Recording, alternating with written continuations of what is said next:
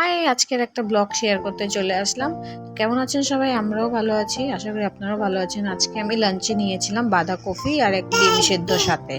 আর side থেকে ও তা করছে, ভয়েস ওভার দেওয়ার সময় ও তো আমার সাথেই থাকে।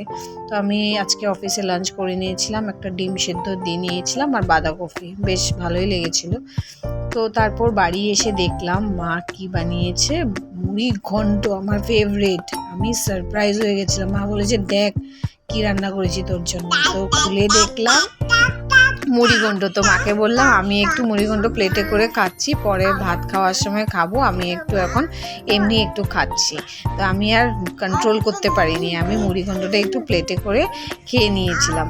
ও দারুণ হয়েছিল, মার হাতের রান্না এমনিও ভালো, খেতে আমার ভালো লাগে। আর এটা আমার মুড়িঘণ্টটা হচ্ছে ফেভারিট সব মেনুর মধ্যে। তো আপনাদেরও কেমন লাগে আমাকে জানাবেন। মুড়িঘণ্টটা বেশ বড় 3টে মাথা দিয়ে বানিয়েছিল। তো কেমন লাগলো আজকের ব্লগটা? Bye bye.